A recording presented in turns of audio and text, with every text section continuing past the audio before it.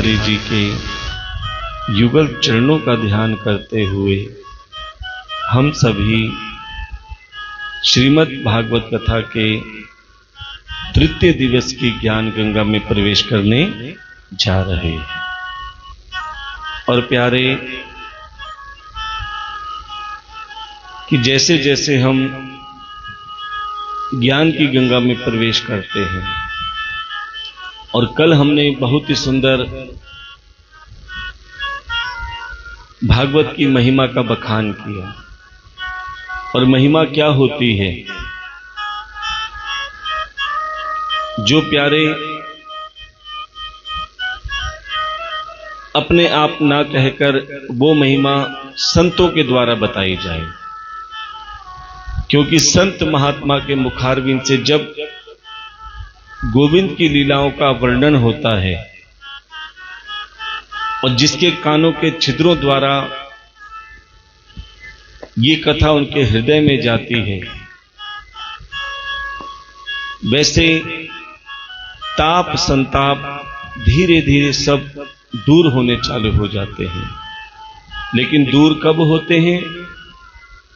जब कोई परमात्मा के पास आना चाहता है, उसे अपना बनाना चाहता है, जिसे गोविंद ने सब कुछ दिया, धन दी, दौलत दी, सुख दिया, साधन दिए, ऐशो आराम दिए।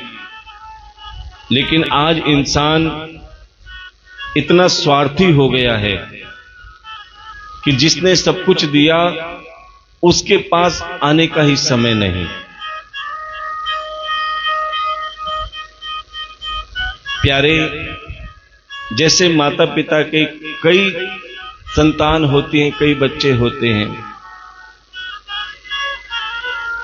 और माता पिता के लिए सब संतान बराबर हैं, चाहे कोई तीव्र बुद्धि का हो या कोई मंद बुद्धि का हो। लेकिन आपने देखा होगा, जब 5 बच्चों में कुछ समझदार होते हैं और कुछ मंदबुद्धि के होते हैं, तो माता पिता किनका ज्यादा ख्याल रखते हैं? जो मंदबुद्धि के होते हैं। उन्हें पता है कि जो समझदार है वो तो अपना जीवन चला ही लेंगे, लेकिन इनका क्या होगा? इनकी कौन संभाल करेगा, कौन सुरक्षा करेगा? तो माता पिता उनके साथ देते हैं, तू चिंता मत कर, हम तेरे साथ हैं। इसी प्रकार कई मंदबुद्धि ऐसे होते हैं जो अपने अभिमान में परमात्मा को भूल जाते हैं, कि जो भक्ति की लाइन में लगे हैं उनको तो परमात्मा मिल ही जाएंगे। जो सेवा करते हैं, दान पुण्य करते हैं, उन्हें तो भगवान किसी न किसी रूप में दर्शन देंगे ही। लेकिन जो अभिमान के कारण परमात्मा से दूर हो जाते हैं, जिनको लगता है कि हमारे पास क्या कमी है जो गोविंद के पास जाएं, सब कुछ तो भगवान ने दे रखा है। डॉक्टर के पास लोग कब जाते हैं? जब बीमार पड़ जाते हैं। अब हमें कोई ना कोई रोग है, ना कोई दुख है, तो हम क्यों जाएं? तब परमात्मा कहते हैं कि प्यारे, ये जीवन तुम्हें प्रारब्ध के कर्मों का फल भोगने को मिला है। ठीक है, आज तुम्हारे पास सुख है, साधन है, धन है, दौलत है, ऐशो आराम है, लेकिन ये भी किसी न किसी रूप में तुम्हारे किए गए कर्मों का ही फल है। अब ना सही तुमने प्रारब्ध में खूब सेवा की है, जिसके कारण तुम सुख भोग रहे हो, लेकिन आगे की कोई गारंटी नहीं है। ध्यान देना, क्योंकि जो तुमने बीज बोया उसका फल तुम पा रहे हो, लेकिन अब तुम परमात्मा के पास नहीं आ रहे, सेवा नहीं कर रहे, भक्ति नहीं कर रहे। तो प्यारे कहते हैं, जब इंसान जब खरसता है ना, तो कुबेर के धन भी खाली हो जाते हैं। अर्थात तुम्हारे कर्मों का फल धीरे धीरे घटता जा रहा है। और प्यारे, जब तुम्हारे पाप के प्रारब्ध जगेंगे तो प्यारे सुख साधन सब धरे के धरे रह जाएंगे। आज इंसान मस्ती में सो रहा है, चाहे एयर कंडीशन में सोए, चाहे डनलप के गद्दों में सोए, चाहे सोफे में आराम करे, लेकिन ये वो भूल बैठा कि जिसने हमें सब कुछ दिया है आज वो हमसे मिलने आया है और हमारे पास इतना भी समय नहीं कि हम 2 घड़ी अपने परमात्मा से मिल लें। परमात्मा ने सभी को लंबी आयु दे रखी है। प्यारे, सतयुग में लाखों वर्ष की आयु होती थी। आपने कथाओं में सुना होगा, हजारों वर्ष तक तो लोग तपस्या करते थे। कोई एक पैर पे खड़े होता था, कोई भूखे रहकर, कोई प्यासे रहकर, क्योंकि आयु लाखों वर्ष की थी, तभी तो हजारों वर्ष तक तपस्या करते थे। लेकिन प्यारे, जैसे ही सतयुग गया, इंसान की आयु और घट गई। त्रेता युग आया, अब लाखों वर्ष की आयु नहीं, हजारों वर्ष की आयु रह गई। सैकड़ों वर्ष तक लोग तप करते थे। जैसे ही त्रेता युग गया, आयु फिर घट गई। अब हजारों वर्ष की आयु घटकर सैकड़ों वर्ष की रह गई। कोई 500 साल, कोई 600 साल, कोई 800 साल। अब जैसे ही कलयुग आया, ईमानदारी से बताओ, कलयुग में इंसान की आयु कितनी रह गई? कोई 40, कोई 45, कोई 50। आजकल देख रहे हो ना, अच्छे खासे आदमी खा पी कर सोते हैं, सुबह समाचार आ जाता है कि हार्ट अटैक हो गया। और किसी ने 70, 75, 80 पार कर ली, उसे कहते हैं इसने पुराना घी खा रखा है। और ये सच्चाई है। चलो माना कि इंसान की आयु 100 वर्ष की भी है, अच्छी बात है, लेकिन 100 वर्ष की आयु में 50 वर्ष तो रात्रि में सोने में निकल जाते हैं। बचे 50 वर्ष, और 50 वर्ष में 15-20 वर्ष तो खेलने कूदने में बचपन में निकल जाते हैं। अब बचे 35 वर्ष। 35 वर्ष में सब लोग किशोर अवस्था, युवा अवस्था, ये भाग दौड़ में, कमाने में लग जाती है। अब बचे केवल 10 वर्ष। 10 वर्ष में इंसान परिवार का बोझा ढोने में लग जाता है। अब गिनती के 5 वर्ष बचते हैं तुम्हारे अपने लिए, जिसे कहते हैं बुढ़ापा। उसमें सोचते हैं कि कितने रोग हैं, हमसे ना खड़ा होया जाए, ना बैठा जाए, कभी कमर में दर्द, कभी घुटनों में दर्द, आराम से घर में सोते हैं। प्यारे, इंसान को सोना ज्यादा अच्छा लगता है, जबकि आधी जिंदगी उसने सोने में गुजार दी। और सोए बराबर और कौन है प्यारे? जो परमात्मा से दूर हैं, जो सेवा से दूर हैं, जो भक्ति से दूर हैं, प्यारे, वो भी सोए बराबर हैं। और संत महात्मा सबको सचेत करते हैं कि अभी भी कुछ नहीं बिगड़ा, जाग जाओ और परमात्मा के नजदीक आ जाओ। वो तुम्हें 4 दिन की जिंदगी का पूरी जीवनी बताते हैं कि तुमने सारी जिंदगी क्या किया। जन्म से लेकर मृत्यु तक तुम्हें जीवन की हकीकत बताते हैं। और क्या कहते हैं? सोते सोते में निकल गई सारी जिंदगी, सोते सोते में निकल गई सारी जिंदगी, सोते सोते में निकल गई सारी जिंदगी, सोते सोते में निकल गई सारी जिंदगी। ओ सारी जिंदगी रे तेरी प्यारी जिंदगी, सारी जिंदगी जिंदगी रे तेरी प्यारी जिंदगी। बोझा ढोने में निकल गई सारी जिंदगी। बोझा ढोने में निकल गई सारी जिंदगी। सोते सोते ही निकल गई सारी जिंदगी। सोते सोते में निकल गई सारी जिंदगी। अब जिंदगी की शुरुआत कैसे होती है कि जब ये जीव माँ के कोख में था, अर्थात गर्भ में था। ये गर्भ क्या है प्यारे? ये 84 लाख योनियों से ज्यादा कष्टदायक नरक है, जिसमें ये जीव मूत्र विष्ठा में उल्टा लटका रहता है, ना हिल सकता ना डुल सकता। और जब माँ गर्भवती महिला कुछ चटपटी चीज खाती है, कुछ मसालेदार चीज खाती है, तो उसे तो आनंद आता है, लेकिन कोख में पल रहे शिशु को तलवार जैसी धार लगती है। तड़प जाता है, रोता है, बिलखता है, चिल्लाता है और कहता है, हे गोविंद, मुझे इस घोर नरक से बाहर निकालो।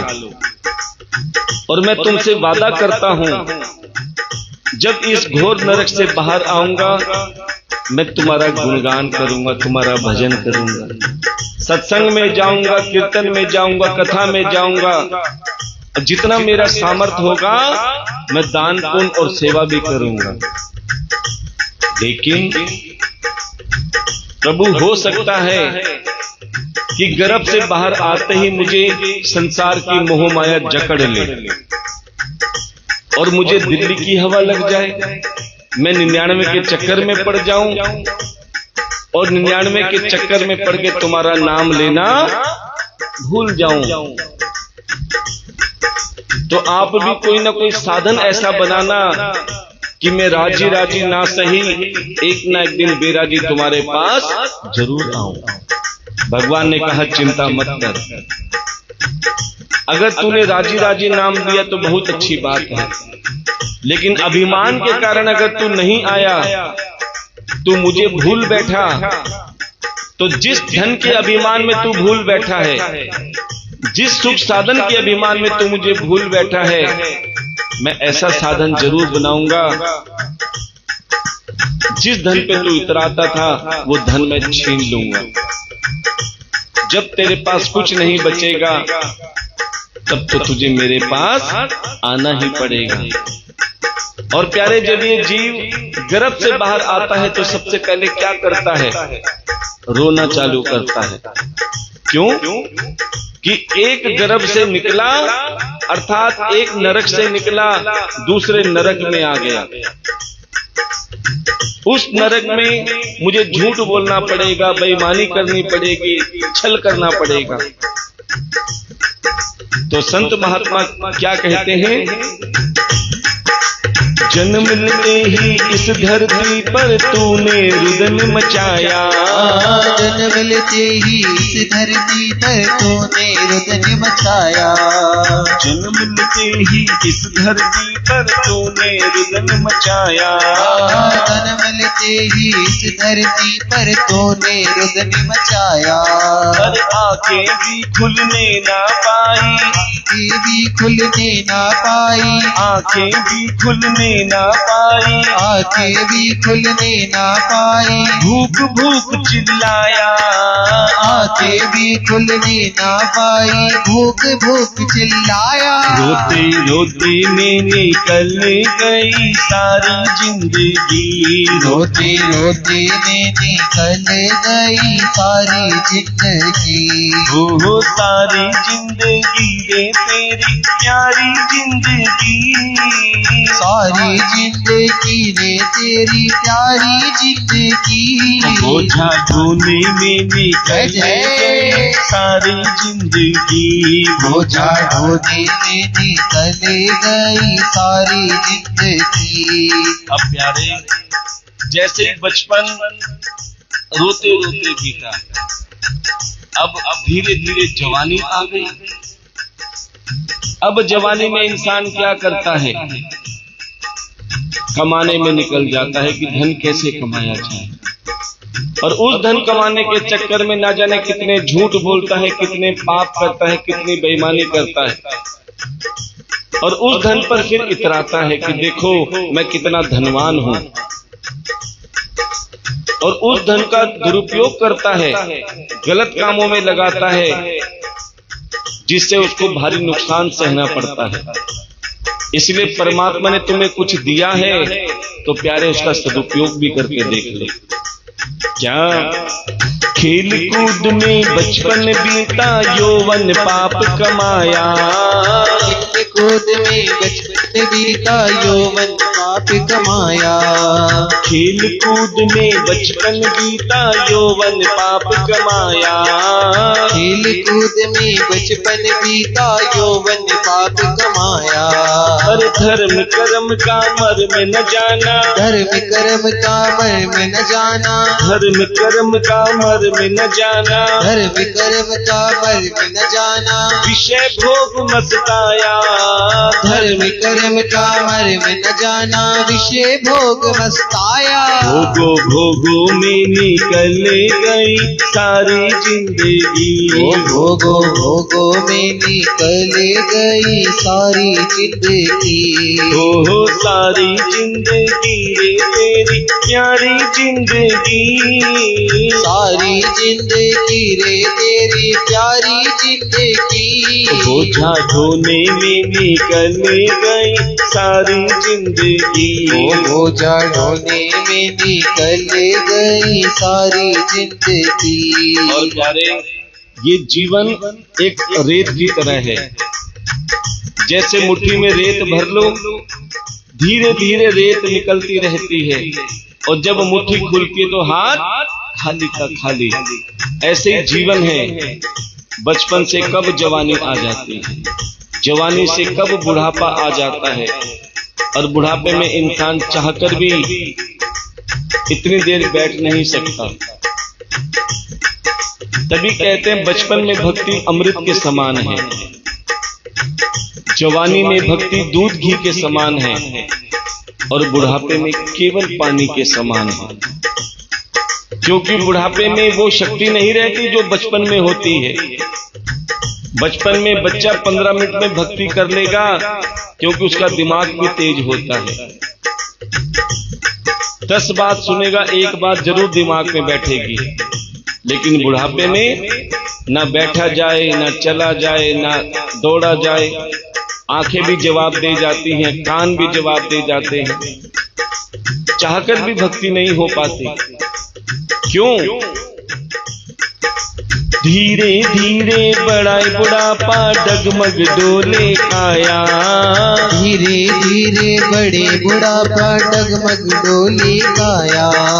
धीरे धीरे बड़े बुढ़ापा डगमग डोले काया। धीरे धीरे बड़े बुढ़ापा डगमग डोले काया। और सबके सब रोगों ने देखो, सबके सब रोगों ने देखो, तेरा खूब जमाया। सबके सब रोगों ने देखो, डेरा खूब जमाया। रोगों रोगों में निकल गई सारी जिंदगी। रोगों रोगों में निकल गई सारी जिंदगी। हो सारी जिंदगी रे तेरी प्यारी जिंदगी।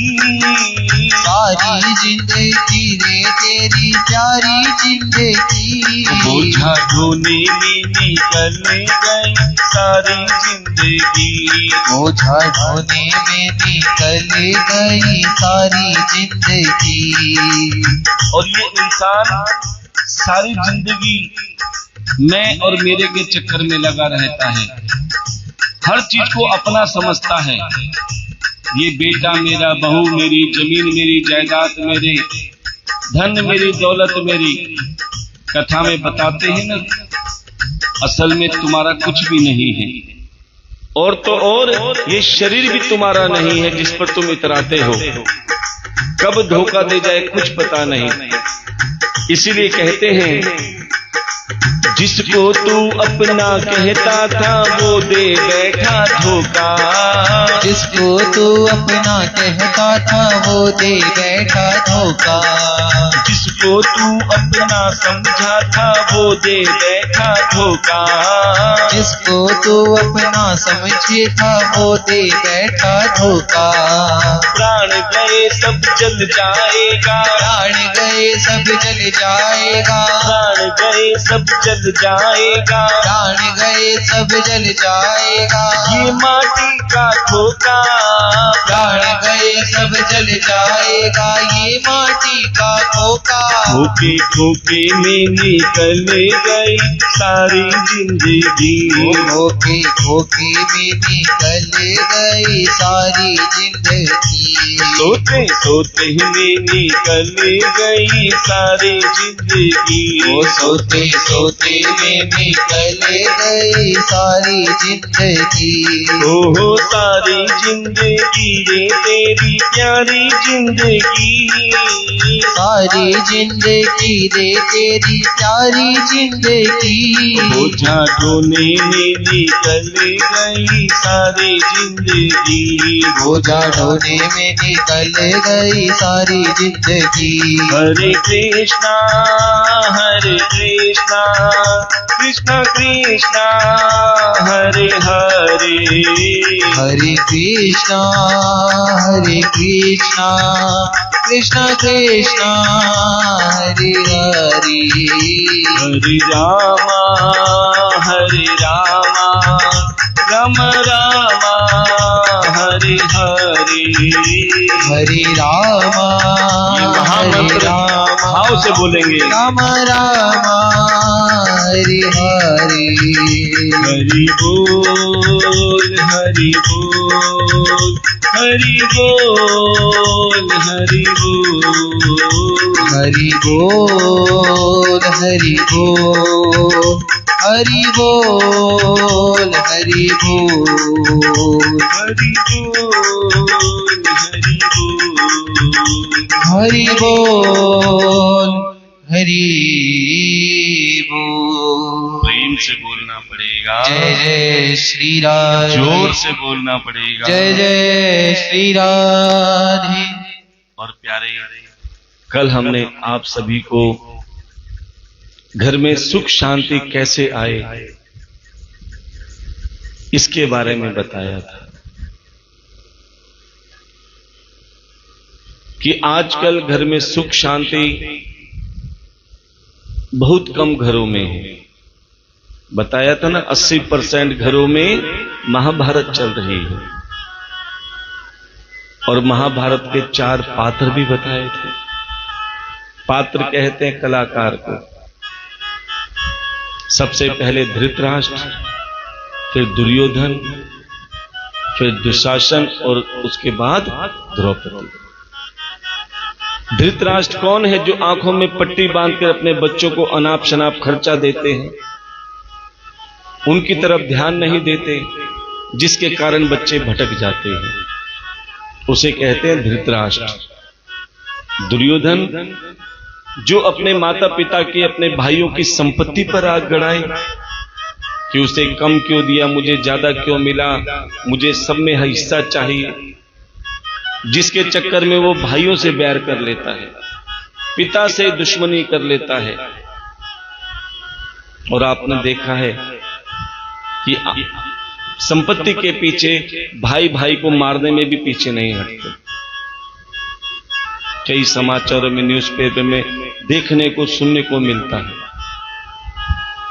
दिखाने के लिए खूब भक्ति करते हैं, ध्यान देना, कड़वी बात है लेकिन सत्य है। एक जगह हम कहीं जा रहे थे, ट्रेन में बैठे हुए थे, सामने एक सज्जन तिलक लगा रखा था और हाथ में छोटी सी रामायण की ग्रंथ पढ़ रहे थे। हमने देखा कि ये सज्जन इंसान है जो तीर्थ में जा रहे होंगे, क्योंकि ग्रंथ हाथ में है, रामायण की पुस्तक हाथ में है। हमने पूछा, भाई जी कहां जा रहे हो? बोले मैं पुष्कर जी जा रहा हूं, मैंने सुना है वहां पे ब्रह्मा जी का मंदिर है। सब तीर्थों में तो हो आया, लेकिन पुष्कर जी रह गए थे, सोचा पुष्कर जी भी हो आऊं। बोले उसके बाद एक बहुत जरूरी काम था, वो भी निपटा लूंगा। हमने सोचा कितने अच्छे काम के लिए जा रहे हैं। बोले पुष्कर के बाद में कहां जाओगे? बोले उसके बाद कोर्ट में जाना है। कहां जाना है? कोर्ट में। मैंने कोर्ट में क्यों? बोले वो एक प्रॉपर्टी के चक्कर में भाई पर केस कर रखा था। रामायण की पुस्तक ले रखी है, पुष्कर जी दर्शन के लिए जा रहे हैं। ऐसी भक्ति किस काम की जो भाई पर प्रॉपर्टी के लिए केस कर रखा है? बोले उसको थोड़ी जमीन ज्यादा मिल गई ना, इस चक्कर में उस पर मैंने केस कर रखा है, उसी की तारीख भुगतने जा रहा हूं। तब हमने मन में सोचा कि इसका रामायण पढ़ने का कोई फायदा नहीं, ये केवल राम के चित्रों की पूजा करते हैं। इंसान दुखी क्यों है? क्योंकि वो दिखावे की भक्ति करते हैं, दिखावे की सेवा करते हैं। जहां संसार को दिखाना है वहां तो खूब सेवा करेंगे दिखाने के लिए, भक्ति करेंगे दिखाने के लिए, लेकिन प्यारे अंदर अभी मैल भरा पड़ा है, विषय विकार भरे पड़े हैं, स्वार्थ भरा पड़ा है, मतलब भरा पड़ा है। अरे हम कहते हैं बाहर से मत दिखाओ, अरे बाहर से राम के मत बनो, अंदर से राम के बनो। राम के चित्रों को भले मत पूजो, राम जी के चित्रों को भले मत पूजो, लेकिन राम के चरित्र को पूजो। जो राम के चरित्र को मन में धारण करता है, रामचरित्र मानस का अर्थ तो यही है। कईयों को रामचरित्र मानस का अर्थ नहीं पता, लेकिन संत महात्मा बताते हैं, लेकिन कोई समझ नहीं पाता। रामचरित्र मानस का अर्थ है राम जी के चरित्र को मन में धारण करना, कि राम जी ने अगर यदि अपने माता पिता की आज्ञा का पालन ना किया होता तो राम जी की आज कोई पूजा नहीं करता।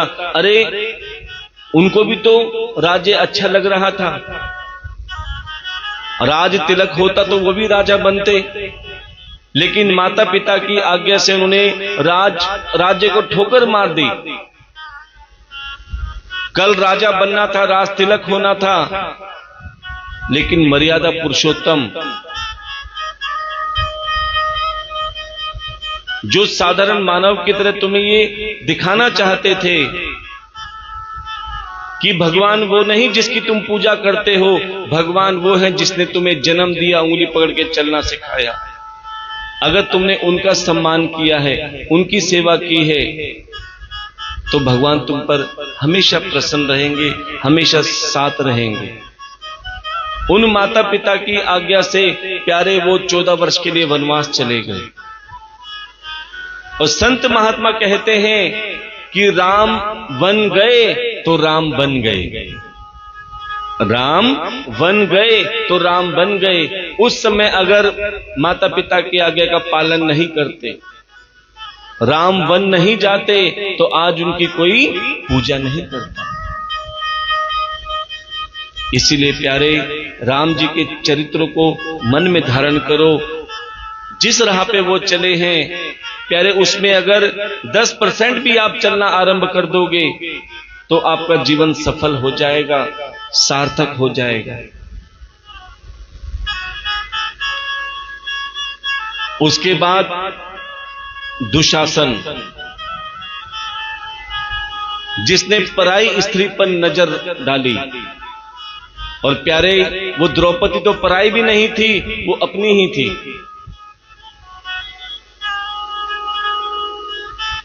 और प्यारे जिस दुशासन ने भरी सभा में द्रौपदी का चीर हरण किया, वस्त्र हरण किया, सबके सब तमाशा देख रहे हैं।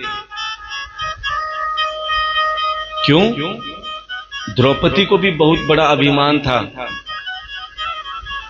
कि मेरे 5 पति हैं। एक सबसे बड़ा धर्मराज, एक सबसे बड़ा धनुर्धर, कोई गदाधर और कोई विद्वानी में निपुण थे। लेकिन क्या हुआ, अभिमान धरा का धरा रह गया, क्योंकि उन्हीं 5 पतियों ने भरी सभा में अपनी ही धर्मपत्नी को जुए में दांव पे लगा दिया।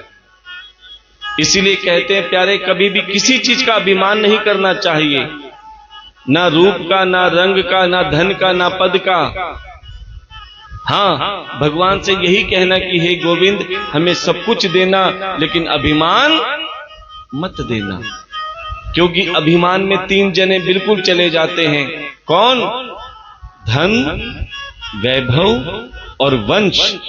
ना मानो तो देख लो, रावण, कौरव और कंस, ये सब अभिमान में ही गए हैं।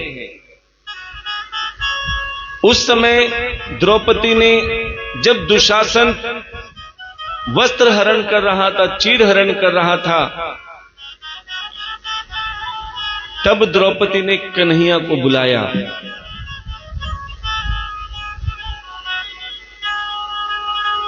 काफी समय तक कन्हैया नहीं आए, ध्यान देना। द्रौपदी ने सोचा कि मैं पुकार तो रही हूं, लेकिन कन्हैया आ क्यों नहीं रहे। अब द्रौपदी ने कन्हैया पे कोई दोष नहीं लगाया कि क्यों नहीं आए, क्योंकि द्रौपदी को पता था कि कन्हैया एक पल में आ जाते हैं, लेकिन तुम्हारी पुकार में शक्ति तो हो बुलाने की, विश्वास तो हो बुलाने का। तब द्रौपदी ने सोचा, शायद मेरे विश्वास में, शायद मेरी पुकार में ही कमी है, जिसके कारण कन्हैया देर लगा रहे हैं। तभी क्या देखा, उसने अपने अंदर झांका। इंसान दूसरों के अंदर झांकता है, इसलिए उसे अपनी कमी दिखाई नहीं देती। जब हम एक उंगली दूसरे पे करते हैं तो 3 उंगली हमारी तरफ होती है। अब द्रौपदी ने बाहर नहीं देखा, अपने मन में देखा कि कहां कमी रह गई। तब उसे अपनी कमी दिखाई दे गई। क्या? एक हाथ से भगवान को पुकार रही है, तो दूसरे हाथ से साड़ी खुद पकड़ रखी है, अर्थात अपनी लाज खुद बचा रही है। उसे पता लग गया कि प्यारे, जब तुम अपनी लाज खुद बचाने के चक्कर में होगे तो भगवान कहां आएंगे। अरे एक बार प्रभु के सामने सर्व समर्पण कर दो कि प्रभु, अब ये मेरी लाज नहीं, ये तेरी लाज है।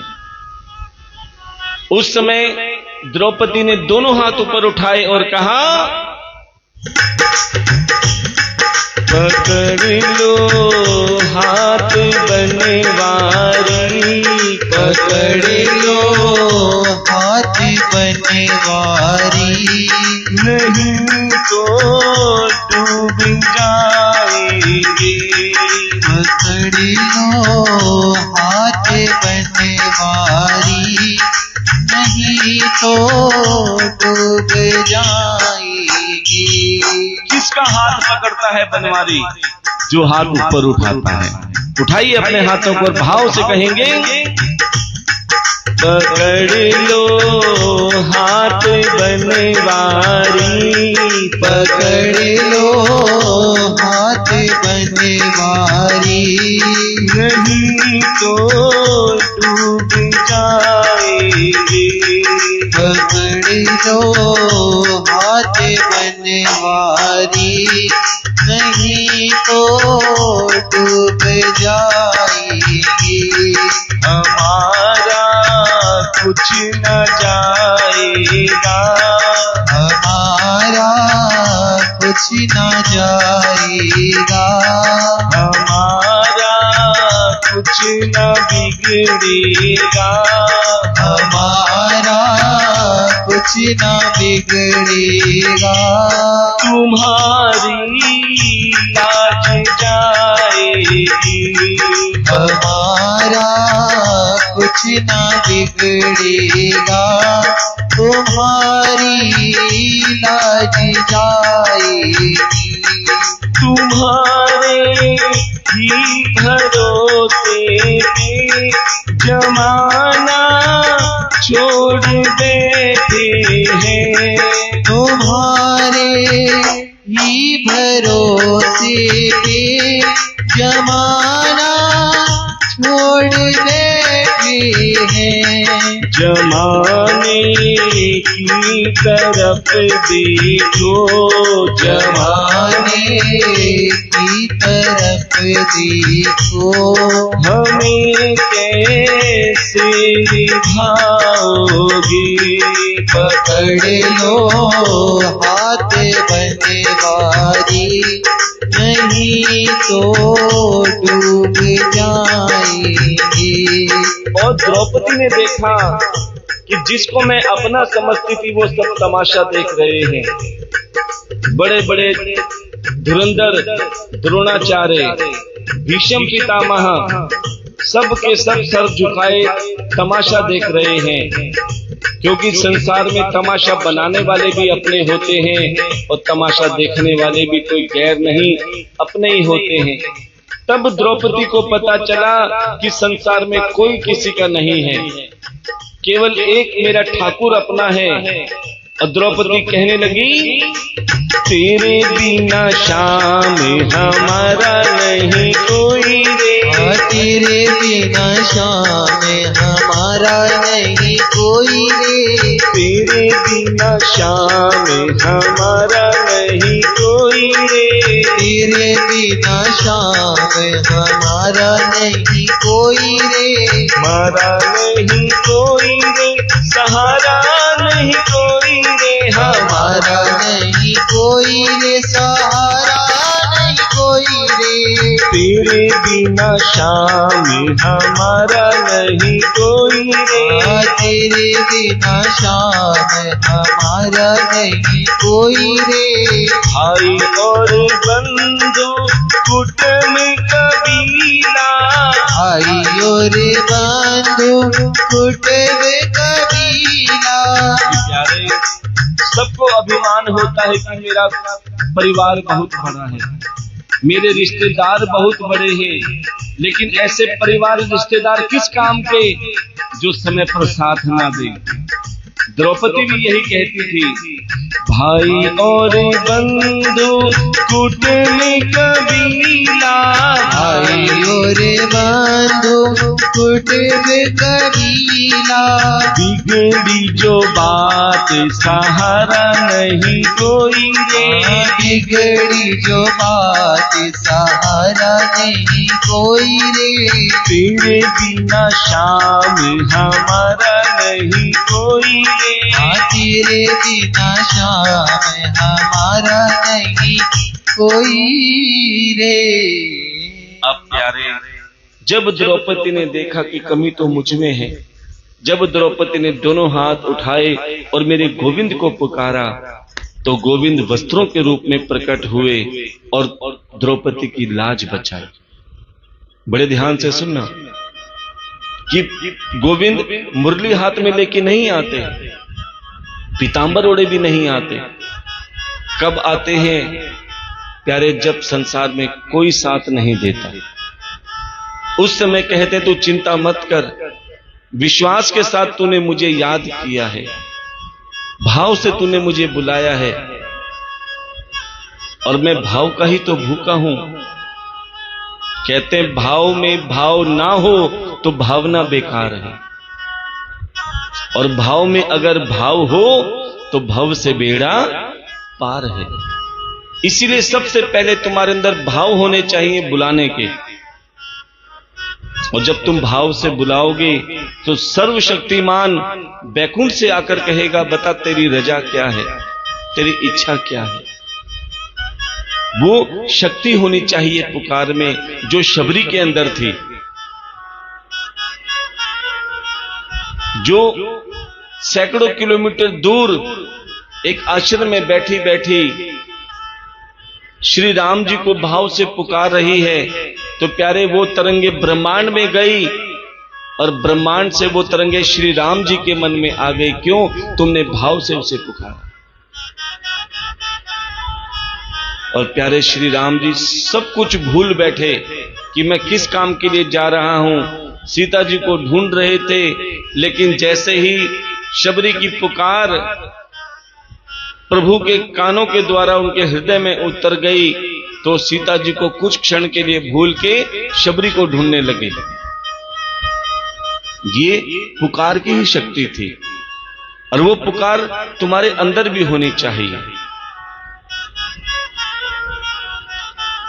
अब द्रौपदी ने पुकारा, कन्हैया उन्हें बचाने के लिए आए। लेकिन कलयुग में आज क्यों नहीं आते? आज आप देख रहे हो समाचारों में, न्यूज में, टीवी में, कन्याओं का, महिलाओं का ना जाने कितना बुरा हाल हो रहा है। जगह जगह उनकी अस्मत लुट रही है। अभी कुछ दिन पहले की बात है, कलकत्ता में सब जानते हैं लेडी डॉक्टर के साथ क्या हाल हुआ। उससे पहले आपने सुना होगा शाहबाद डेयरी में कितने चक्कू मारे, कितने पत्थर मारे, कितनी बुरी तरह उस कन्या के साथ दुर्गति, निर्मम हत्या करी। उससे पहले आपने सुना होगा कि एक महिला के 35 टुकड़े कर दिए। आज कन्हैया क्यों बचाने नहीं आते? क्योंकि पहले प्यारे दुशासन अकेला था, लेकिन आज हर गली में, हर मोहल्ले में, हर नुक्कड़ में दुशासन खड़े हैं। और तो और कई घरों में भी दुशासन है, जिसकी वजह से कन्याएं और महिलाएं ना बाहर सुरक्षित हैं, ना घरों में सुरक्षित हैं, जिसकी वजह से घरों में महाभारत हो रही है। आज कोई रिश्ता नहीं देख रहा। आज तो एक मां अपनी छोटी सी बच्ची को किसी अपनों के यहां छोड़ने में भी डरती है। क्यों? ना जाने किस रूप में दुशासन हो। उसके बाद बारी आती है द्रौपदी की, जिसकी वजह से 80% घरों में महाभारत हो रही है। द्रौपदी ने एक शब्द दुर्योधन से कहा था, क्या? अंधे का पुत्र अंधा। लफ्ज तो छोटा सा था, लेकिन जरा से लफ्ज ने पूरी महाभारत करवा दी। क्यों? क्योंकि प्यारे वाणी में कटुता थी। अरे गुड़ मत दो, गुड़ जैसी बात ही कर लो।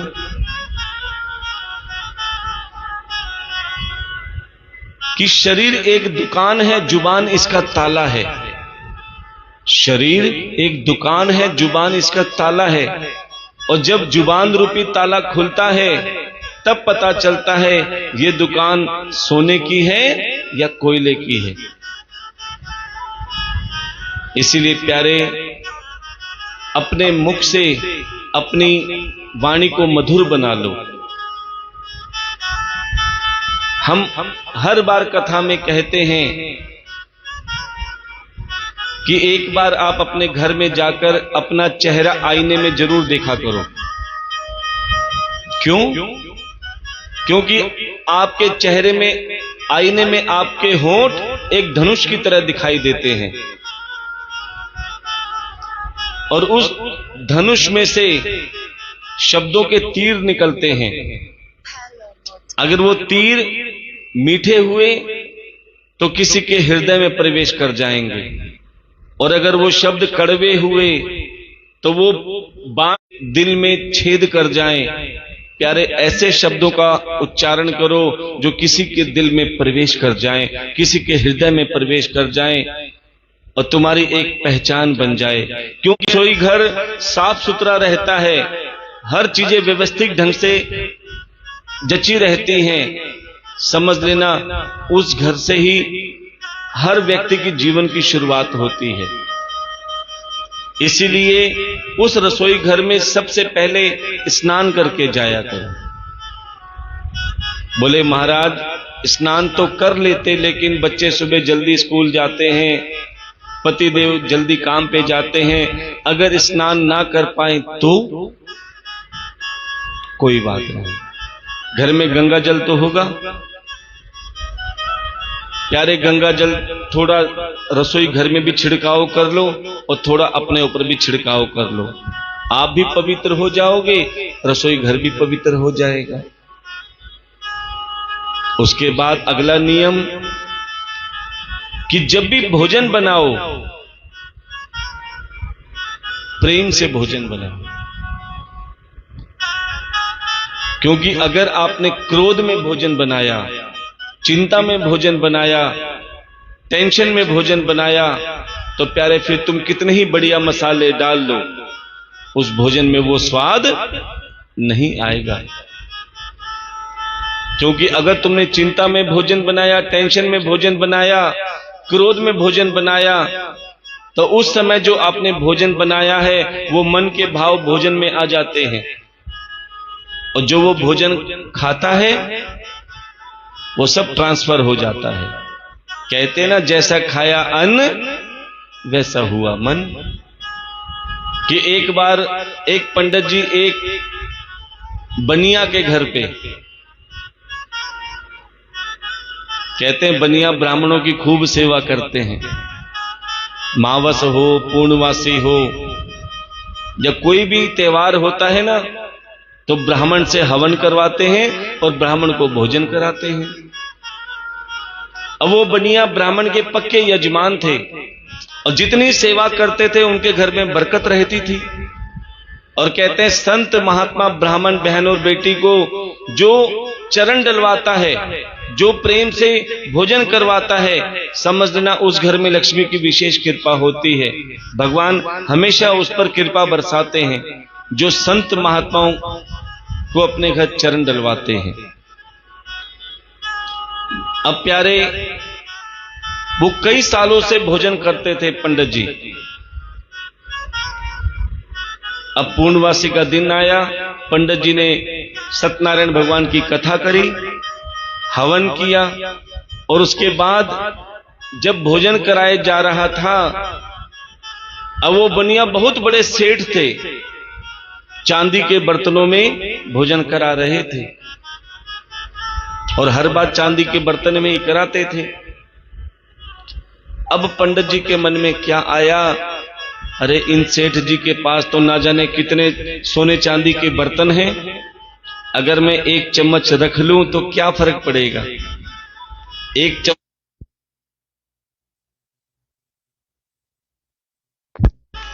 इतना मन में विचार आया, अचानक पंडित जी घबरा गए। अचानक पंडित जी घबरा गए और जजमान से कहने लगे, महाराज एक बात बताओ, तुम्हारे घर में कोई नया रसोइया आया है? बोले महाराज आपको कैसे पता? बोले एक बार उसे बुलाओ। अब उस बनिया ने उस रसोइया को बुलाया जो नया नया आया था, पहली बार भोजन बनाया था। अब पंडित जी ने उस रसोइया से बोला, भैया एक बात बताओ कि तुम भोजन बनाते समय क्या सोच रहे थे? इतने में बनिया बोल पड़ा, पंडित जी एक बात बताओ, तुम हमारे यहां कई साल से भोजन कर रहे हो, आज तक तुमने ये बात नहीं की कि रसोइया कौन है, लेकिन पहली बार तुमने बोला कि आज कोई रसोइया नया आया है, उससे मिलवाओ। ऐसा क्यों बोला? तब पंडित जी ने कहा, देखो भाई, हर बार मैं सोने चांदी की बर्तन में भोजन करता था, कभी मेरे मन में गलत विचार नहीं आए, क्योंकि तुम्हारा पहला रसोइया बहुत प्रेम से भोजन बनाता था, भगवान का नाम लेके बनाता था, वही विचार मेरे मन में रहते थे। लेकिन आज मेरे मन के विचार बदल गए। मेरे मन में आया कि मैं एक चांदी की चम्मच जेब में रख लूं तो तुम्हें क्या पता लगेगा। ये विचार क्यों आए? क्योंकि मैंने उन्हीं विचारों के हाथ का भोजन खाया।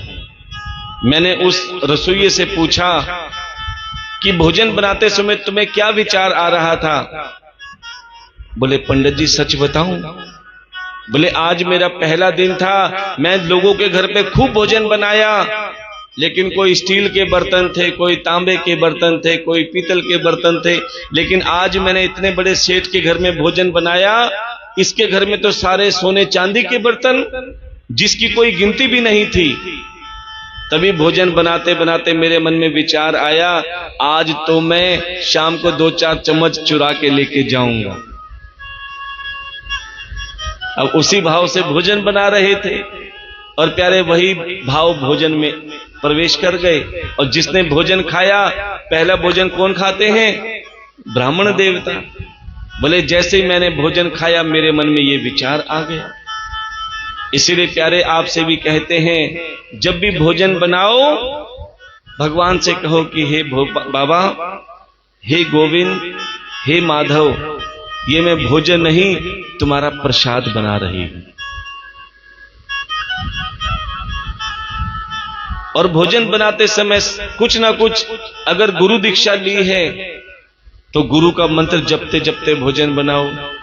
अगर कोई तुम्हें भजन आता है तो भजन बनाते बनाते भोजन बनाओ, और नहीं आता तो प्यारे मोबाइल पे कोई भजन चला के चुपचाप भोजन बनाते रहो, क्योंकि जो ध्वनि जाती है वो भी सकारात्मक ध्वनि होती है।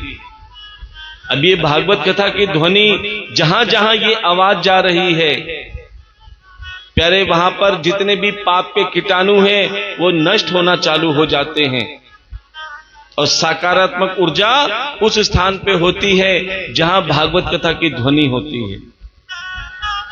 आपने देखा होगा कि जब आप मंदिर में जाते हो तो घंटा बजाते हो ना, क्यों बजाया जाता है? जब आप घंटा बजाते हो उसमें से जो ध्वनि निकलती है वो 2 काम करती है। एक तो जितने भी पाप के कीटाणु होते हैं वो नष्ट हो जाते हैं, और जो पाप के कीटाणु से सकारात्मक ऊर्जा दबी रहती है प्यारे, वो अपना आकार बढ़ाती है, अर्थात वो साकार रूप में आ जाती है। किसी न किसी रूप में तुम्हारे घर में सुख शांति आती है प्यारे, ये सकारात्मक ऊर्जा का कारण होता है। इसीलिए कहते हैं अपने कानों में सत्संग, कीर्तन, भजन और कथा को जरूर सुना करो। ना जाने कौन सी ध्वनि सकारात्मक रूप में तुम्हारे कानों में प्रवेश कर जाए, तुम्हारे हृदय में प्रवेश कर जाए, और जिसके हृदय में ये भागवत कथा रूपी ध्वनि प्रवेश करती है, गंगा प्रवेश करती है प्यारे, उसके हृदय में मेरा ठाकुर प्रवेश कर जाता है। इसीलिए प्रेम से भोजन बनाओ तो आप देखोगे कि आपने चाहे कोई मसाले घर में ना हो, लेकिन फिर भी उस भोजन में MDH के मसालों का स्वाद आ जाएगा और खाने वाला भी प्रसन्न रहेगा। लेकिन क्या करे महाराज, आज असली तनाव तो पति और पत्नी के बीच में ही है।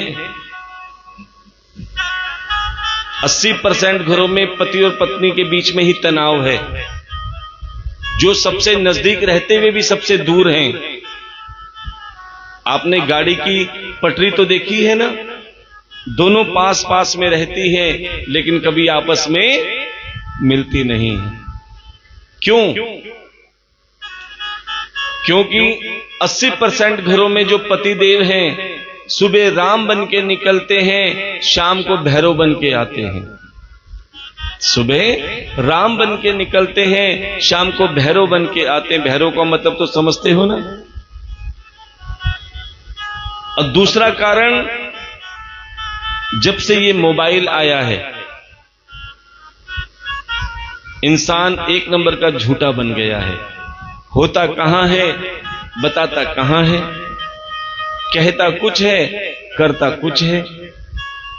अब जिसके कारण धर्मपत्नी पतिदेव को तो कुछ कह नहीं पाती। क्यों? भला है बुरा है जैसा भी है, मेरा पति मेरा कौन है? देवता तो करवा चौथ पे ही बनाते हैं बस, देवता तो करवा चौथ पे ही बनाते हैं। अब प्यारे,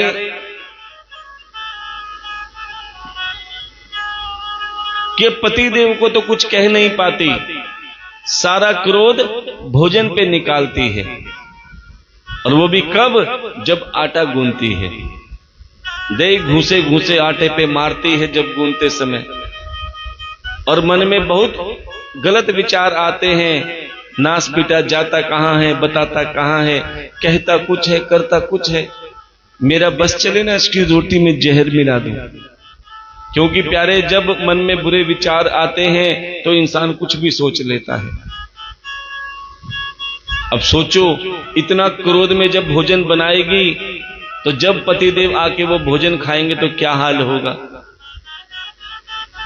अब पतिदेव शांत भाव से घर में आए, लेकिन वो क्रोध भाव का भोजन खाते ही मन में क्रोध आ गया और कहने लगे, ये तो मैं बच्चों के लिए घर में आता हूं, वरना इस घर में मैं आऊं ही ना। ये किसका असर है प्यारे? ये क्रोध में बनाए हुए भोजन का असर है। इसीलिए जब भी क्रोध आए, जब भी चिंता हो, थोड़ी देर रुक जाओ, एक गिलास पानी पी लो, उससे भी क्रोध शांत ना हो तो ठाकुर जी के चरणों को स्पर्श कर लो। और जब तुम ठाकुर जी के चरणों को स्पर्श करोगे तो विश्वास मानो,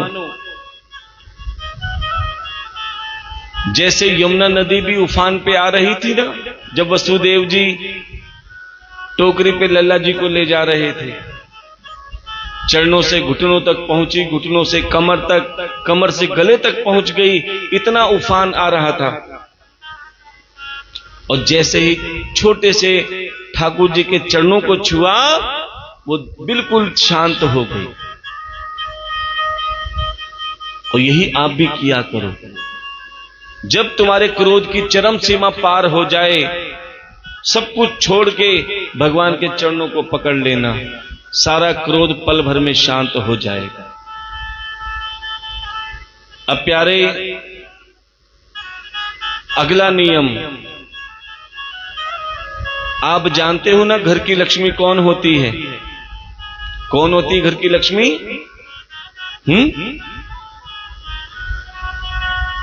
महिला तो है ही, चाहे बेटी हो।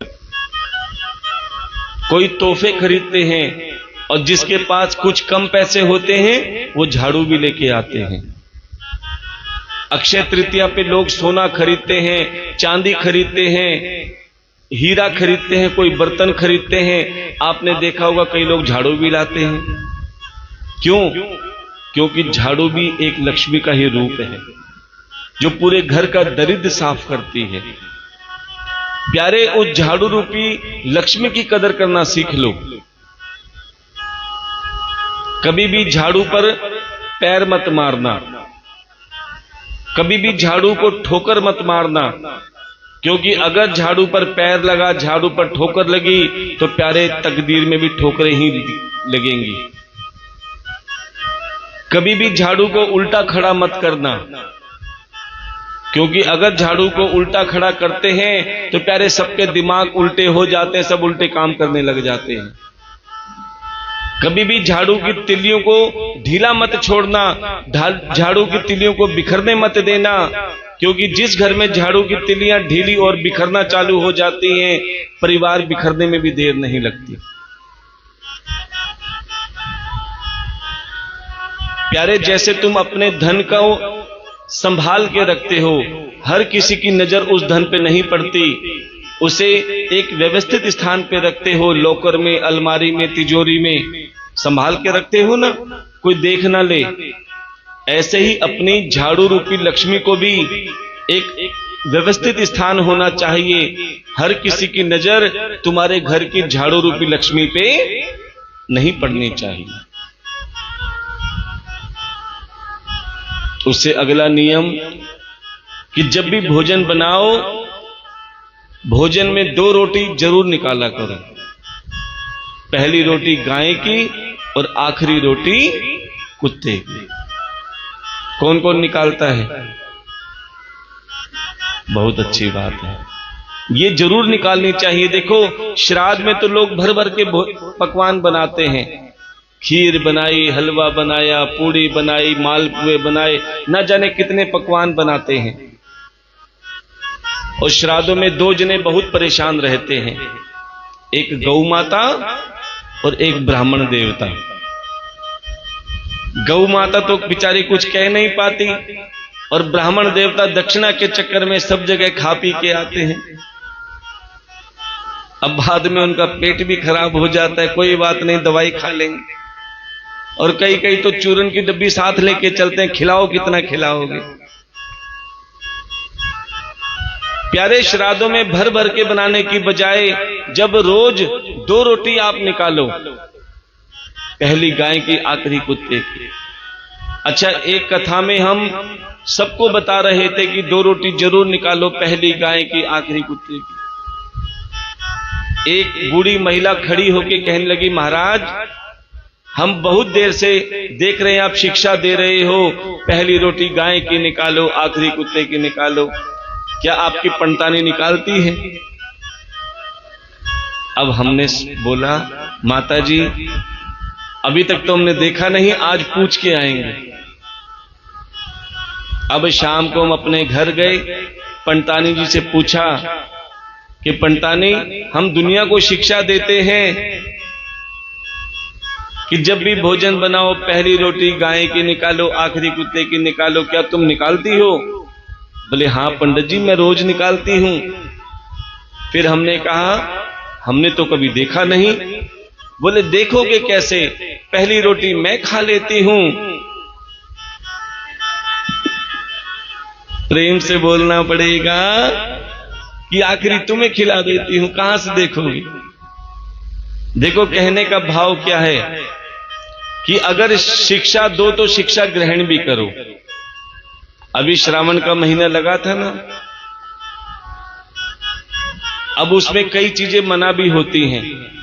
पंडित जी कथा में कहते हैं तामसी वस्तु नहीं खानी, बैंगन नहीं खाना, कई चीजें बताई गई। अब पंडतानी भी बीच में बैठकर कथा सुन रही थी और बड़े ध्यान से सुन रही थी। अब प्यारे कथा सुनकर सब तो अपने घर चले गए, पंडतानी को तो रसोई में जाना था क्योंकि पंडित जी के लिए भोजन बनाना था। अब पंडित जी को भूख लगी, बोले पंडतानी जल्दी से भोजन ले आओ। अब पंडतानी ने खाली रोटी रोटी रख दी, सब्जी तो रखी नहीं। अब पंडित जी कहने लगे अरे क्या हुआ भगवान, आज सब्जी नहीं बनाई? बोले पंडित जी बनाई तो थी, लेकिन आपने कथा में कहा ना कि बैंगन नहीं खाना, तो मैंने बैंगन की सब्जी बनाई थी, फेंक दी। अब पंडित जी कहने लगे अरे भगवान ये शिक्षा तो दूसरों के लिए थी, ये शिक्षा तो दूसरों के लिए थी, हमारे लिए थोड़ा थी। प्यारे बड़े ध्यान से सुनना, शिक्षा भी वही देनी चाहिए जो पहले खुद अमल करो।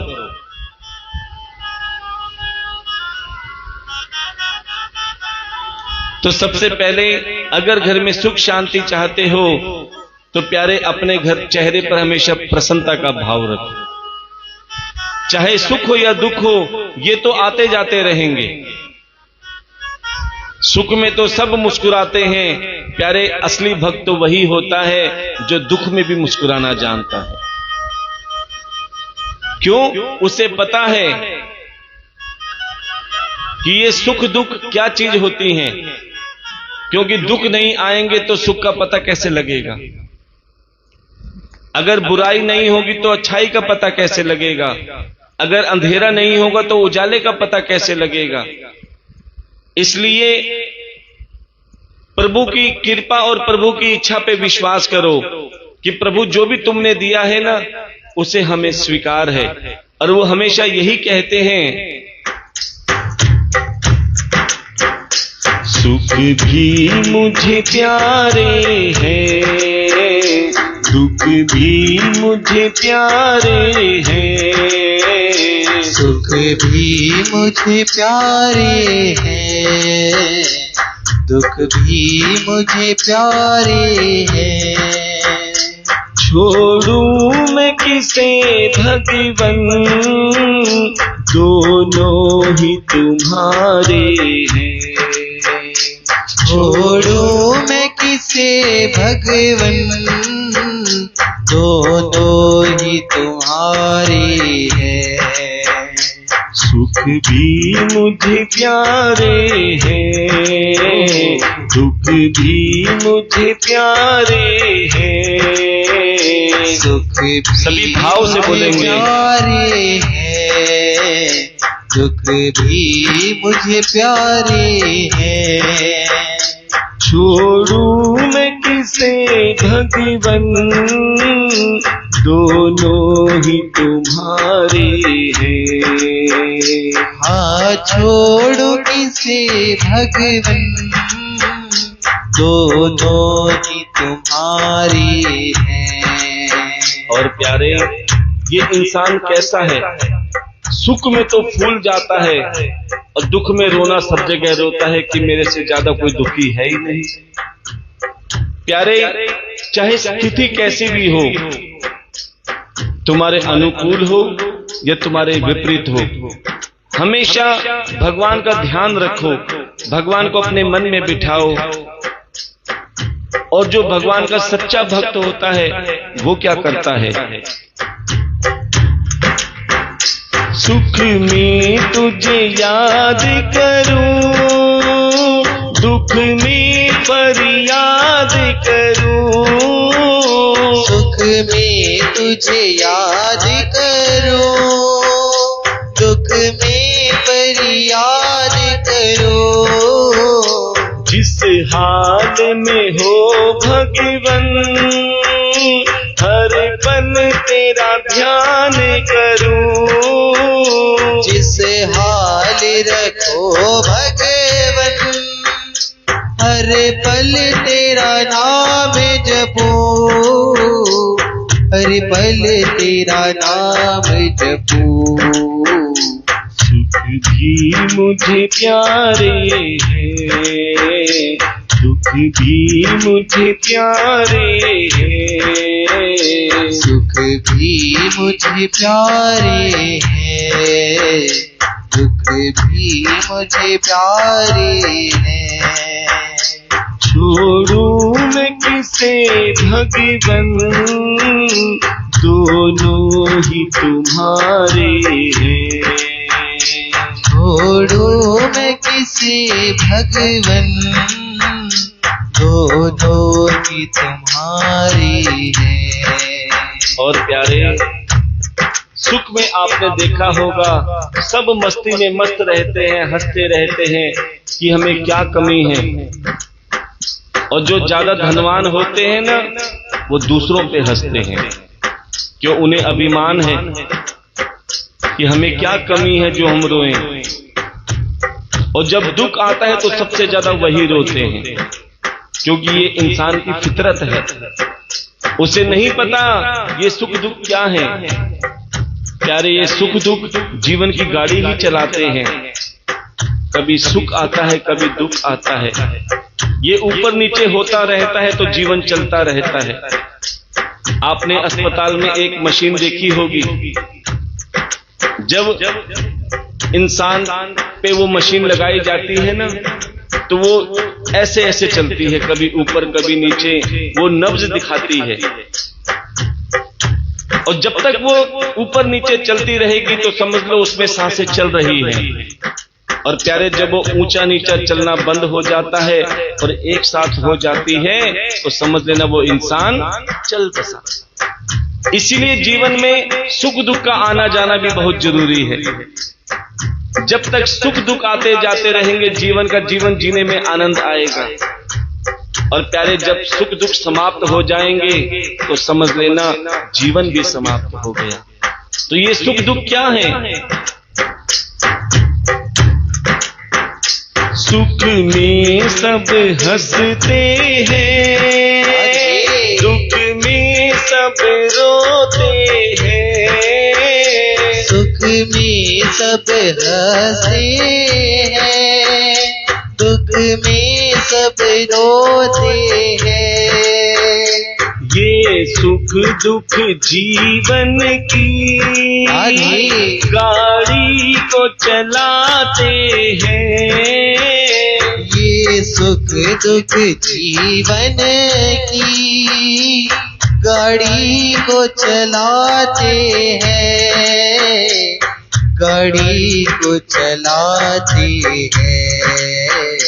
सुख भी मुझे प्यारे हैं, हरि दुख भी मुझे प्यारे हैं। सुख भी मुझे प्यारे हैं, दुख भी मुझे प्यारे हैं।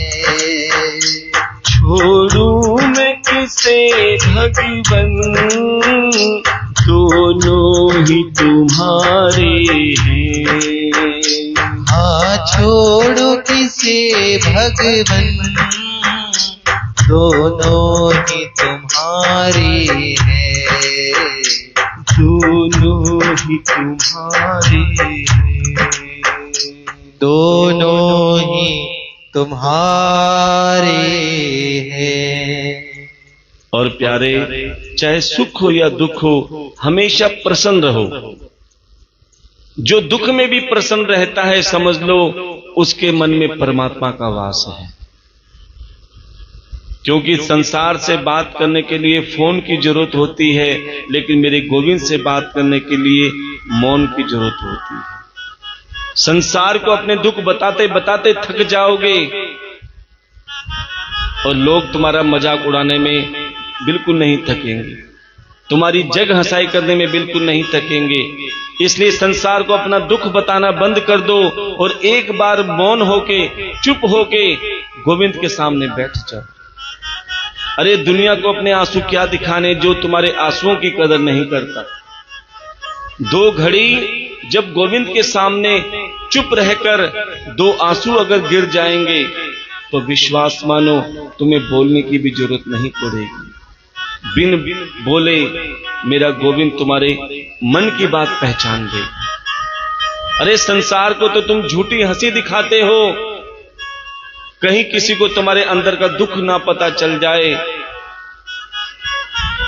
क्योंकि बाहर की हंसी के पीछे अंदर के दुख को केवल वही पहचानता है जो तुम्हारा अपना होता है। जिसे तुम अपना मानते हो ना प्यारे, वो तुम्हारे अंदर तक की भी पहचानता है, चाहे तुम कितना ही हंस के दिखा लो। और वो है मेरा गोविंद। और प्यारे, कि एक व्यक्ति जो बहुत गरीब था, सुबह खाया तो शाम का पता नहीं, शाम का खाया तो सुबह का पता नहीं। छोटा सा परिवार था, लेकिन उसका स्वभाव कैसा था, हमेशा हंसता रहता था, मुस्कुराता रहता था, और जो मिलता उससे राम राम कहता। क्या कहता? राम राम। अच्छा, राम राम का बहुत बड़ा महत्व बताते हैं आपको, कि राम राम दो बारी क्यों बोला जाता है। एक बार भी तो बोल सकते हैं राम जी, लेकिन दो बार बोलना पड़ता है ना राम राम जी। क्यों कहा जाता है राम राम जी? क्योंकि प्यारे, आपके सिर्फ दो बार राम का नाम लेने पर आपकी 108 नाम की माला पूरी हो जाती है। कैसे? कि राम को अगर आप वर्णमाला के अक्षरों से गिनोगे, र शब्द होता है हिंदी वर्णमाला का 27वां अक्षर, और आ की मात्रा होती है दूसरे नंबर पे, और जो मां शब्द होता है वो हिंदी वर्णमाला का 25वां अक्षर होता है। तीनों का टोटल लगा के देखो, 27, 2 और 25 कितना हो गया? 54। एक बार नाम लेने पर 54 और दो बार नाम लेने पर 108। जब आप किसी को राम राम जी बोलते हो ना, समझ लेना आपके मुख से 108 नाम की माला निकलती है। और चमत्कार देखो कि सामने वाले को पता नहीं कि मेरे मुख से भी 108 नाम की माला निकलेगी। जब आप उसे राम राम जी कहते हो तो सामने वाला भी क्या कहता है? राम राम जी। इसका मतलब आपने खुद भी राम के नाम की 108 माला करी और सामने वाले के मुख से भी निकाल दी। बोलो राम राम जी। अब वो मुस्कुराते हुए सबसे राम राम करता था। कुछ लोग तो राम राम का जवाब देते थे, लेकिन कुछ लोग अभिमान के कारण कुछ नहीं बोलते थे कि हम इसकी राम राम क्यों लें, ये हमारे बराबर का है। क्योंकि प्यारे वो बहुत पैसे वाले थे। आजकल आप देखते हो ना, राम राम भी उससे करी जाती है जो अपने बराबर का होता है, अपने स्टेटस का होता है। और किसी पार्टी में, शादी में या किसी फंक्शन में भी उसी को बुलाते हैं प्यारे जो बराबर का होता है, जो स्टेटस का होता है। और जो थोड़े से डाउन होते हैं ना, उनके घर पे निमंत्रण कार्ड भी नहीं आता।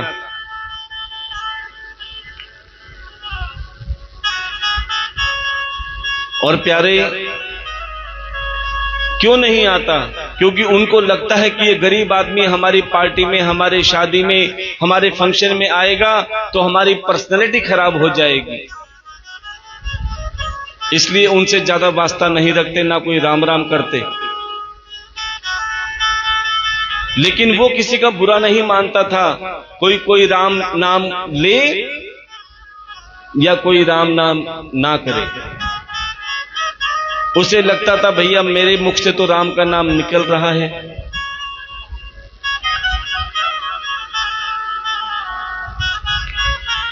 और कहते हैं प्यारे दिन बदलने में देर नहीं लगती। इसलिए समय पर कभी अभिमान नहीं करना चाहिए। अगर धन दौलत है तो फूलना नहीं चाहिए, और नहीं है तो रोना नहीं चाहिए। हमेशा सरल रहो। अब उस व्यक्ति की धर्मपत्नी कहती कि महाराज राम राम से गुजारा नहीं होगा, थोड़ा काम धंधा भी कर लिया जाए, थोड़ा परिवार चलाने के लिए कुछ व्यवस्था तो होनी चाहिए ना। और कहते हैं जब समय आता है ना तो सब काम अपने आप बनने चालू हो जाते हैं। अब उसने किसी के साथ में एक पार्टनरशिप का कोई काम चालू किया। कुछ समय तक तो काम चला, लेकिन कहते हैं किसी एक पार्टनर के मन में भी अगर खोट आ जाता है, किसी एक पार्टनर के मन में अगर पाप आ जाता है, तो वो काम ज्यादा दिन तक नहीं चलता। प्यारे कुछ समय तक तो चला, लेकिन फिर वो काम ठप हो गया।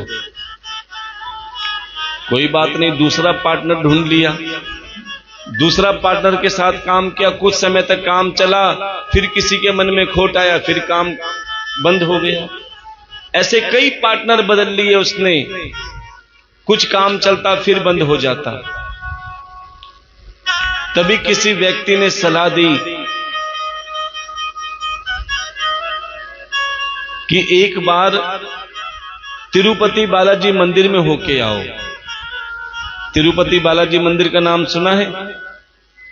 नहीं सुना? कोई बात नहीं, कभी यूट्यूब पे देखना। सबसे बड़े धनवान मंदिरों में नाम आता है तिरुपति बालाजी का। क्यों? क्योंकि वहां पर सोने के छत्र चढ़ाए जाते हैं, सोने के मुकुट चढ़ाए जाते हैं, सोने चांदी के जेवर चढ़ाए जाते हैं दान में। और बड़े बड़े करोड़पति सेठ होते हैं। उसको बताया गया कि वो भी पार्टनर के साथ काम करते हैं, वो भी पार्टनरशिप के साथ काम करते हैं। एक बार उन्हें देख कर आओ कि उनका पार्टनर कौन है। अब तो प्यारे वो व्यक्ति जो पार्टनर बना बना के थक गया था कि देखो तो सही कौन सा पार्टनर है वहां पर जो सोना चांदी के जेवर, सोने चांदी का मुकुट ऐसे ही चढ़ा के आ जाते हैं। कितना काम चलता होगा उनका। अब उसने किसी से कर्जा लिया, बैठ गया ट्रेन में, जैसे तिरुपति बालाजी मंदिर में जाने लगा। अच्छा, उसे दर्शन करने की चाह नहीं थी, उसे ये देखना था कि वहां पर ऐसे कौन से बिजनेसमैन हैं और किसको पार्टनर बना रखा है जो इतना काम धंधा चलता है उनका। वो भी लग गया तिरुपति बालाजी की मंदिर की लाइन में। उसके पास कुछ नहीं था, लेकिन उसके आगे वालों के पास ये सोने के हार, पीछे वाले के पास सोने का मुकुट, किसी के पास क्या, किसी के पास क्या, सब सोने चांदी के दान में लेकर खड़े हुए थे देने के लिए तिरुपति बालाजी को।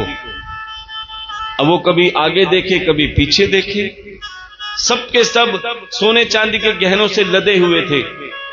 ये मोटे मोटे ब्रासलेट, गले में मोटी मोटी चैनें पहन रखी हैं। तब उस व्यक्ति ने पूछा, अरे भैया एक बात बताओ, ऐसा तुम कौन सा काम करते हो, किसको पार्टनर बना रखा है तुमने जो इतनी तरक्की हो रही है कि सोना चांदी भी पहन रखा है, सोने चांदी का तुम दान भी कर रहे हो। बड़े ध्यान से सुनना। उस व्यक्ति ने कहा कि हमारा एक ही पार्टनर है, हम बार बार बदलते नहीं हैं। बोले कौन है? बोले तिरुपति बालाजी महाराज कि हमने पक्की रजिस्ट्री करवा रखी है इनसे। 90% हम रखते हैं, 10% इनको देते हैं। जितनी भी कमाई होती है 90% हम अपने घर में रखते हैं और कमाई का 10वां भाग अपने आप मंदिर में चढ़ा देते हैं। बोले ये 10% कमाई है जो सोने चांदी के मुकुट चढ़ाए जा रहे हैं? बोले हाँ। सोचो जब 10% का ये हाल है तो 90% कितनी कमाई घर में होगी। क्योंकि वो ईमानदारी से भगवान को उनका हिस्सा दे रहे थे। अब तो उन्होंने सोचा इतनी दूर तो मैं पार्टनर कैसे बनाऊं। वापस अपने घर गया और ठाकुर जी के चरणों में गिर पड़ा। बोले महाराज आप तो मेरे तिरुपति बालाजी महाराज आप ही हैं, आप ही मेरे पार्टनर बन जाओ। संसार को तो बना के देख लिया, कोर्ट से पक्की रजिस्ट्री करवा के लाए। 90% का पार्टनर मैं बनूंगा और 10% तुम्हें दूंगा। देखो अभी भी चतुराई। पहले संसार से 50-50% पार्टनरशिप की थी, लेकिन उसमें भी नुकसान सहा। लेकिन ठाकुर जी से उसने जो सुन के आया था 90% मैं रखूंगा, 10% तुम्हें दूंगा। भगवान ने कहा चल ठीक है, लेकिन इसमें बेईमानी मत करना। ईमानदारी से चलोगे तो 10% भी 100% बना दूंगा। पक्की कागज वागज करवा लिए, ठाकुर जी के चरणों में रख दिया। ठाकुर जी आप और मैं पार्टनर हो गए हैं, 90% मेरा, 10% तुम्हारा। भगवान ने कहा ठीक है। अब ट्राई के लिए भगवान ने पहले दिन उसे 100 रुपए की कमाई करवाई। देखे तो सही कि कितना ईमानदार है। जैसे ही उस व्यक्ति की 100 रुपए की कमाई हुई, उसका 10%, 10 रुपए ठाकुर जी के चरणों में रख दिए। लो महाराज आपका हिस्सा, आपकी पार्टनरशिप, 90 रुपए खुद रख दिए। भगवान उसमें भी प्रसन्न हो गए। कहा चिंता मत कर। अगले दिन ठाकुर ने उसकी ऐसी कमाई कराई, 1000 रुपए बच गए। ईमानदारी से उसने 900 रुपए रख लिए, 100 रुपए मंदिर में दान दे दिया कि मेरे नाम का प्रसाद बंटवा देना। भगवान और ज्यादा प्रसन्न हो गए कि ओहो ये तो ईमानदारी पे ईमानदारी चल रहा है। अब धीरे धीरे मेरे ठाकुर ने उसकी काम में ऐसी बरकत करी, 100 से 1000 हुए, 1000 से लाख, लाख से करोड़ों की कमाई चालू हो गई। और प्यारे वो हर बार अपनी नेक कमाई का 10% धर्म के कार्यों में लगाने लगा। घर में जो नेक कमाई आती थी कभी भंडारे में दान दे दी, कभी ब्राह्मण को दक्षिणा दे दी, कभी वस्त्र सिमा दिए, कभी वस्त्र दे दिए, कभी रोज के प्रसाद की सेवा करी, कभी कन्यादान के, ना जाने कितने कार्य करने लगा 10% से। ये 10% जो आदमी धर्म के कार्य में लगाता है ना, जो ब्राह्मणों की सेवा करता है, कथा में सेवा करता है किसी भी रूप में, समझ लेना वो ठाकुर को 10% उसकी पार्टनरशिप का हिस्सा दे रहा है। और जितना 10% धर्म के कार्य में लगता है, भगवान बड़ा प्रसन्न होता है कि बहुत ईमानदारी से चल रहा है। बोले तू 10वां भाग देकर देख, मैं 100% तेरे को प्रॉफिट किसी न किसी रूप में वापस जरूर करूंगा। अब क्या हुआ, जो वो गरीब आदमी था, अब ठाकुर जी को सेठ पार्टनर बनाया तो धीरे धीरे वो नामी सेठ बन गया। पहले जब वो कोई काम नहीं करता था, सब उसे रामू रामू कहते थे, क्योंकि वो सबसे राम राम करता था, उसका नाम ही रामू पड़ गया। लेकिन अब वो सेठ बन गया तो सब उसे कहने लगे ये रामनाथ सेठ है। नाम भी चेंज हो गया क्योंकि स्टेटस चेंज हो गया।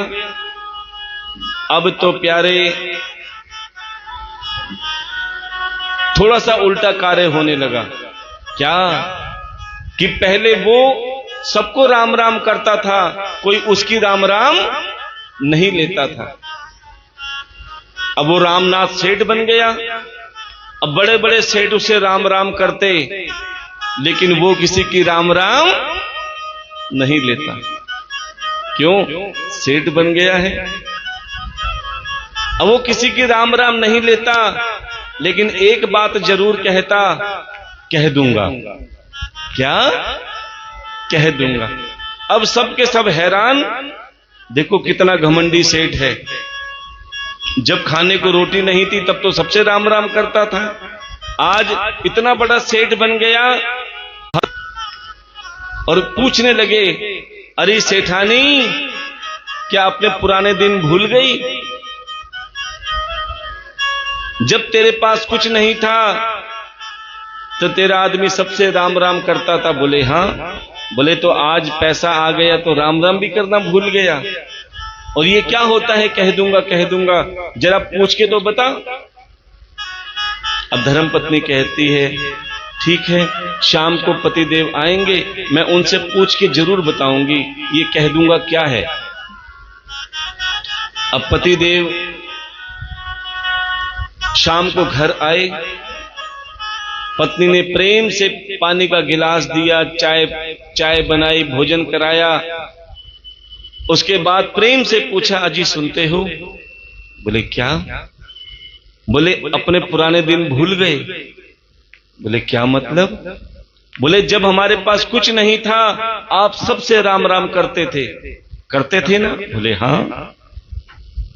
तो अब क्या हो गया? अब क्यों राम राम नहीं लेते सबकी? और ये क्या होता है कह दूंगा कह दूंगा? अब तो पतिदेव सेठानी से कहने लगे, अरे धर्म पत्नी तू पहले भी भोली थी और आज भी भोली है। बोले क्यों? बोले तू ये संसार को नहीं जानती। जब हमारे पास कुछ नहीं था मैं इन सबको राम राम कहता था, कोई हमारी राम राम लेते थे? बोले नहीं। बोले ये पहले भी हमें राम राम नहीं करते थे और आज भी हमें राम राम नहीं करते। बोले तो किसको करते हैं? बोले ये हमारी लक्ष्मी को करते हैं जो हमारे पास है। जब हमारे पास कुछ नहीं था कोई हमसे राम राम नहीं करता था और आज भी हमें राम राम नहीं करता। हम नामी सेठ बन गए हैं, हमारे पास खूब सारी लक्ष्मी है, तो ये उसको राम राम करते हैं। जब हमें राम राम नहीं करता तो हम इनकी राम राम क्यों लें? कोई हमसे राम राम कहता था तो मैं कहता था कि कह दूंगा।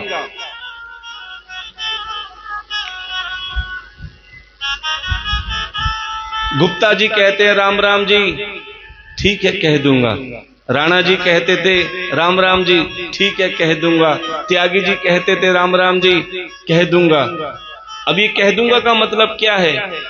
मैं घर में आता था, अपनी तिजोरी खोलता था और तिजोरी के अंदर जो लक्ष्मी थी ना उसको कहता था, आज गुप्ता जी ने तुम्हें राम राम बोला है, आज त्यागी जी ने तुम्हें राम राम बोला है, आज राणा जी ने तुम्हें राम राम बोला है, क्योंकि मुझे तो राम राम कहते ही नहीं। तो बड़े ध्यान से सुनना कि प्यारे, अगर आप चाहते हो कि सब तुम्हें राम राम करें, तो प्यारे चाहे तुम कितने ही ऊपर उड़ने लग जाओ, अर्थात कितनी ही तरक्की करने लग जाओ, लेकिन कभी जमीन को मत छोड़ना, अर्थात पहले दिन को कभी भूलना मत। इसीलिए कहते हैं प्यारे कि जो भी कार्य करो यही कहो कि हे गोविंद, ये मैं नहीं, ये तुम कर रहे हो, क्योंकि हमें पता है तुम्हारी मर्जी के बिना एक पत्ता भी इधर से उधर नहीं हिलता। हमारा हर कार्य केवल तुम्हारे लिए है। और विश्वास मानना, जब तुम भगवान का नाम लेके कार्य करते हो तो मेरा सारा कार्य मेरा गोविंद करता है। इसीलिए प्यारे कि हमेशा नाम जप करते रहो, भगवान को पार्टनर बना के कार्य करो, तो विश्वास मानो तुम्हारे सारे काम अपने आप सिद्ध होते चलेंगे। और हमेशा सरल बने रहो, कभी अभिमान में मत आना, क्योंकि प्यारे अभिमान दुर्योधन में आया। दुर्योधन ने कहा, मैं भले टूट जाऊं लेकिन झुकूंगा नहीं। महाभारत में अपने भाइयों को एक सुई गज भर भी जमीन देने को तैयार नहीं थे। क्या हुआ? भीमसेन की गदा से दुर्योधन की जांग टूट गई। अब दुर्योधन ने अश्वत्थामा से कहा कि अश्वत्थामा जाओ, पांडवों के शीश लाकर मुझे दो, तब मेरे मन को शांति मिलेगी। अब अश्वत्थामा पांडव के महलों में गए तो क्या देखा?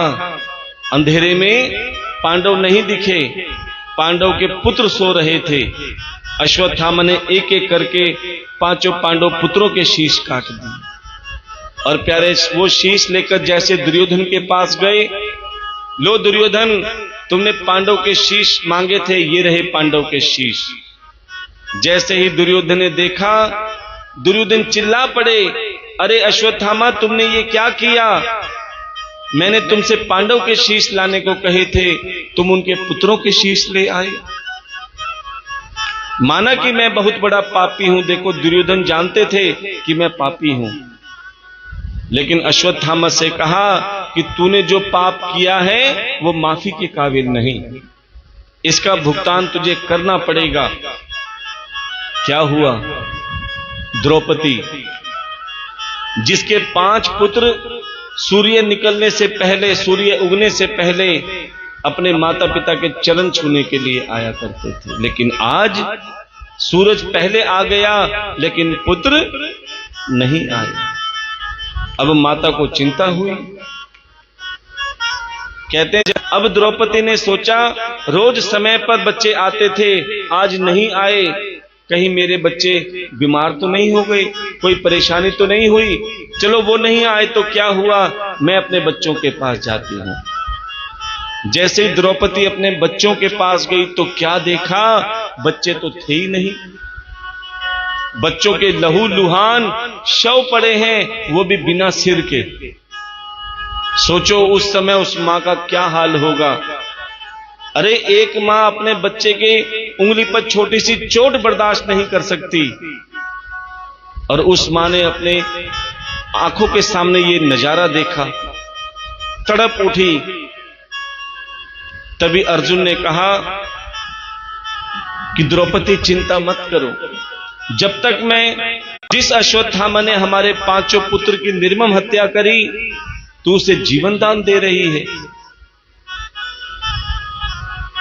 बोले क्या इसकी मृत्यु के बाद हमारे पुत्र जीवित हो जाएंगे? बोले नहीं। बोले तो मैं ये नहीं चाहती कि जिन पुत्रों के बिना पीड़ा मैं सह रही हूं, इसकी मां भी वो पीड़ा सहे। दूसरा, ये ब्राह्मण है, इसे मारने से ब्रह्म हत्या का पाप लगेगा। इतना सुनते ही अश्वत्थामा की शक्ल देखकर अर्जुन ने सोचा क्या किया जाए, आओ इस अश्वत्थामा का क्या करें। तब कन्हैया ने कहा इसे मार भी देना चाहिए, इसे छोड़ भी देना चाहिए। बोले कैसे? बोले इस अश्वत्थामा की मणि छीन लो, शिखा काट दो, शिखा कहते हैं चोटी को, शिखा काट दो। और अब अश्वत्थामा घर से बाहर निकलते ही पांडव को ललकारने लगा, पांडव मैं तुम्हारा आखिरी वंश समाप्त कर दूंगा। उसी समय अश्वत्थामा ने अपनी जटा का एक बाल उखाड़ा और उसका ब्रह्म अस्त्र बना के पांडव के आखिरी वंश पे छोड़ दिया। अब पांडव का आखिरी वंश कौन? अभिमन्यु की धर्म पत्नी उत्तरा, उत्तरा के गर्भ में पल रहा शिशु, वो उसका आखिरी वंश था पांडव का। तभी उत्तरा ने देखा कि लोहे का बाण मेरी कोख की तरफ आ रहा है, और श्री हरि ने उत्तरा के गर्भ में दर्शन देकर उस शिशु से कहा कि अब तुम निश्चिंत हो जाओ।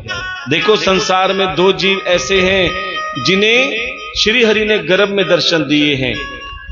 एक व्यास जी के पुत्र श्री सुखदेव, राज्य में कभी अधर्म नहीं होगा। एक बार राजा परीक्षित अपने राज्य में घूम रहे थे तो क्या देखा, एक राक्षस एक बैल को मार रहा था और पास में एक गौ माता जो रो रही थी।